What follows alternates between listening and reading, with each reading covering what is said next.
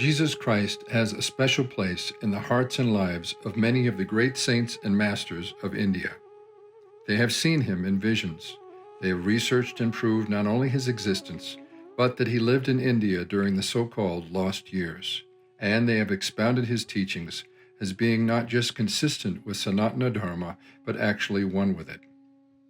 Some of the best-known figures in modern Hinduism, Sri Ramakrishna, his great disciple Swami Brahmananda, Swami Rama Tirtha, Papa Ramdas, and Paramhansa Yogananda, all saw Jesus in visions.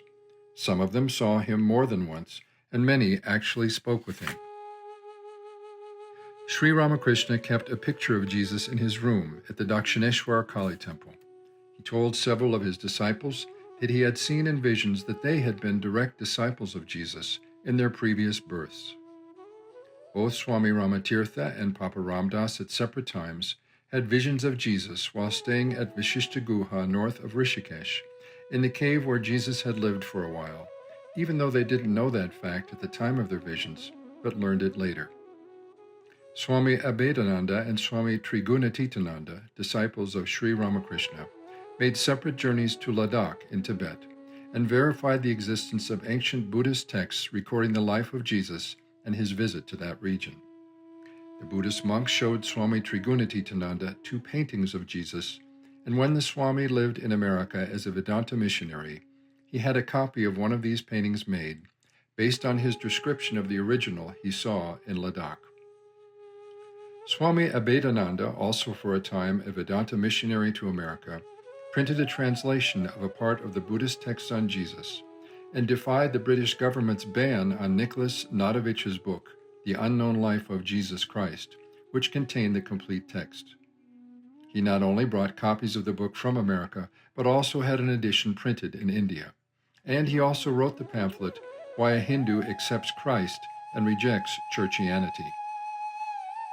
An American disciple of Sri Ma Sarada Devi, the consort of Sri Ramakrishna, wrote to Swami Saradananda about how she felt equal devotion to Sri Ramakrishna and to Jesus. The Swami wrote back, Our Master assured us that they were just the same. Later in the 20th century, the Shankaracharya of Puri, Jagadguru Bharata Krishna Tirtha, found what he described as proof positive that during his time in India, Jesus actually lived in the Govardhan mutt, the present mutt of the Order of Shankara in Puri. He wrote a book on the subject, which he discovered had been supposedly lost while he was on a world tour, and which he did not live long enough to rewrite. Before that, Swami Sri Yukteswar Giri, the guru of Yogananda, wrote a study in which he proved that Jesus had lived in India and that his teachings were identical with the Sanatana Dharma which he adopted and preached in the West. This book was borrowed by a Christian missionary who refused to return it, both in Sri Yukteswar's lifetime and even after his death. One of the most famous and beloved yogis of the 20th century, Paramhansa Yogananda, wrote and lectured extensively on the teachings of Jesus. In fact, at his first speech given in this country, he announced that he would be holding classes in Boston, which would consist of 3 half-hour periods apiece, one on the teachings of the Bhagavad Gita, one on the teachings of the Gospels, and one demonstrating that their teachings were the same. His 2-volume commentary on the Gospels, The Second Coming of Christ, is perhaps the only complete and reliable presentation of Jesus' real teachings, which are mostly unknown to churchianity.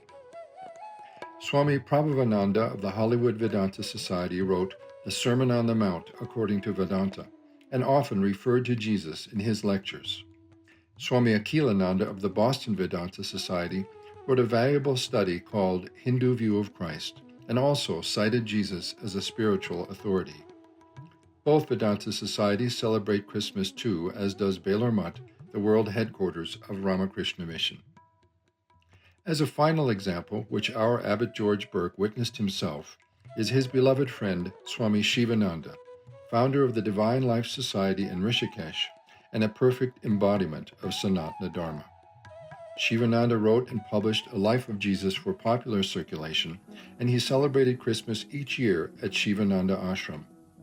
In the daily evening satsang kirtan there that Abbot George was fortunate to attend during his first visit to India in 1962, Sivananda led all in singing, Oh my Jesus, oh Lord Jesus, hail, hail Jesus, oh Father, Father. Oh my Jesus, oh Lord Jesus, hail, hail Jesus, Father, Father. Oh my Mary, oh Virgin Mary, hail, hail Mary, oh Mother, Mother. Oh my Mary, oh Virgin Mary, hail, hail Mary, oh Mother, Mother. And often at the end, along with other exclamations in praise of Dharma, Sivananda would call out, Jesus Bhagavan Ki Jai, glory to the Lord Jesus.